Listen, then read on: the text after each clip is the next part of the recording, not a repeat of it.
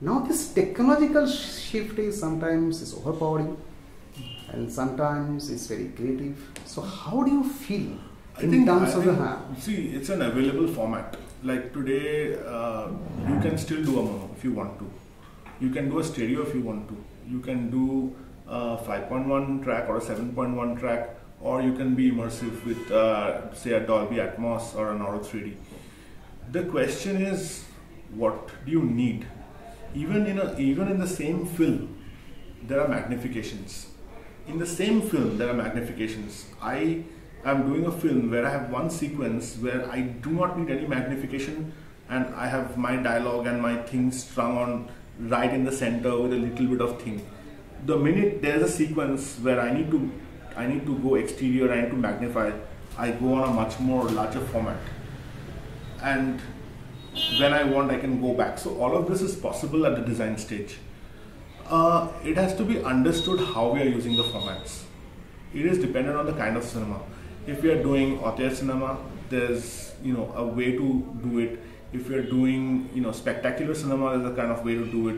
If you go see like a Dunkirk, or if you see a Marvel Comics, DC Comics cinema, there's so much spectacle involved. There's like guns, bullets firing, things happening, and that is typically the Hollywood way of kind of presentation, where they use a huge amount of spectacle in terms of spectrum, in terms of enveloping and different kinds of sounds. But if you're in the auteur space, then you have the space available. It's up to you. You want to put in one painting in front, or you want to do up the whole room. So these decisions are left completely up to the sound designer. There's no said rule in this. Yes, but I think in general, people who have already had the taste of a certain kind of presentation expect a certain kind of presentation. So it's very difficult for us now to go back to mono, because most people who are watching cinema, paying for tickets, and who are watching content regularly, they've already been attuned to a certain way and kind of experience. So we have to basically ensure that there is a stitch between what we are doing and their expectation. Yeah, but as you were talking a few minutes back, our film is essentially dialogue based. Yeah. They are trying to do the most viable situations in our scenario, and the main communications happens through dialogue. Yeah. And close-ups. And then why do we need this kind of this 5.1 or now is okay? There are two reasons. Yeah. Two reasons. Because one saying, in terms of the communication, you should look at the aesthetics of design of the film. In our case, well, it's also market driven. You cannot shoot on HD and sell to Netflix anymore, or you can't shoot on HD and sell to a broadcast channel anymore. They have minimum requirements. They want to be future proof. They want to make sure that their content which they're receiving is 4K. They have the sound in XYZ format. So that is also another one of the reasons which compels us to kind of stick to these norms. But well, if you're making cinema out of this box and you're doing something where you really want to experiment between these given formats, it's still open. I mean, people are still making films where they are working on stereo. And mono I have never heard of recently, but stereo, yes. There are a lot of people who work on stereo films. And I think this is one of the main reasons that if you want to sell, it becomes a problem if you don't have the requisite technicals. So I mean to say, all the technological issues basically is a market driven. Yes, it is kind of market driven, because if you want to do broadcast selling, they have your tech specs, you have to follow that. If you want to sell to an SVOD platform, they have their tech specs, you have to be. So again, that's where a producer comes in and fits in and tells you, hey, look, let's do this. That's why it's again important, because he knows where you're going to ultimately sell, and what you're going to do is how you're going to cut the cost and make the best of what you have. Yeah. Do you really think we need Atmos in our Bengali cinema? Because the kind of films are being made nowadays, and the kind of technology that Atmos is, the kind of experiences Atmos is supposed to be. Well, if a commercial film, a commercial action film can match up to giving you an experience of a Christopher Nolan film, then Atmos is good. But if they can't, then there's no need for it. It totally depends on the content and how we push it. It's a design that is dependent on how the director is looking at it and how the tech team is looking at it.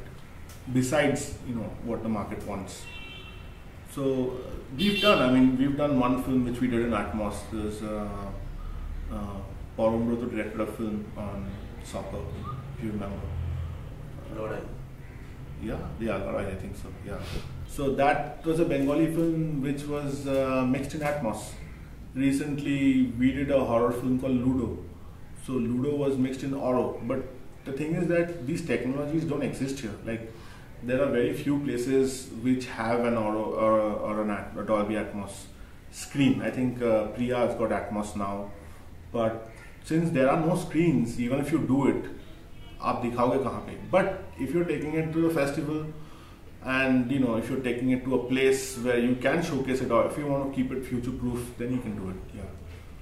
So what is hi-fi sound, and how that is somehow has become so important? Hi-fi sound, actually, in terms of sound, it is in terms of sound, it doesn't have technical spec as such.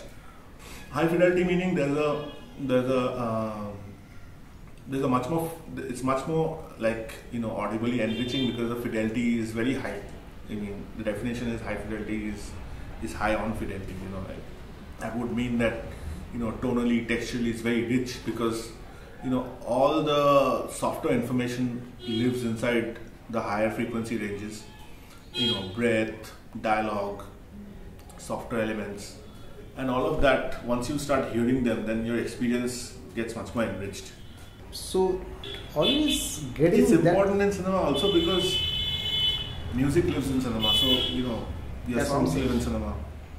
So high fidelity gives you the same amount of experience for a song that you would otherwise get if you were listening to it maybe in your good car stereo system or in your good home system. So similarly in the theater itself, with such a huge acoustical space and powerful speakers and subwoofers, you're going to also listen to the song, in a much more expansive mode, with clarity, with bass and everything. So that essentially is how that's connected to the music industry. But that hardly happens in our cinema. When the music starts, it sounds completely different, and the other part of the cinema sounds completely different. Then the question comes: if you have hi-fi, there has to be some balance in the whole film. That happens. That is the technical practice that comes into being. Also because people who are mixing songs for cinema, in the sense who are doing the stems and who are doing the premixes for the song, have not seen the film, so they don't essentially get any cue or any kind of inputs as to the temperament of the song that is going to fit into the mix of the film. So then sometimes there is a bit of a variation of energy where the film is going at a tone of energy which is right here, and suddenly the song comes at a slightly higher energy, and you're like, what just happened? You ideally like to match it. So in that kind of a situation, it is our job to go back to the guy who's mixed it, to explain it to him. Look, this is a situation. Somebody's really sad and he's crying, and we don't want to be so aggressive on the mix. And we tell him, okay, just pull down things and make it sweeter and nice. So it's collaboration. At that level, the collaboration becomes very important, because a lot of people who work in the process of the filmmaking don't know about the film or don't know about the situation that they're working for. So hence completely lost and going with the general way of working.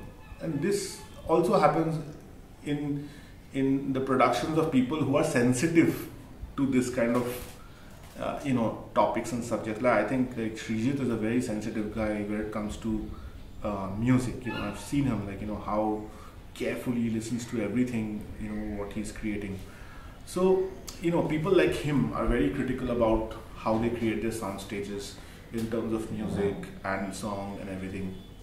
But then there are other people who are not aware of it, and it's just like that.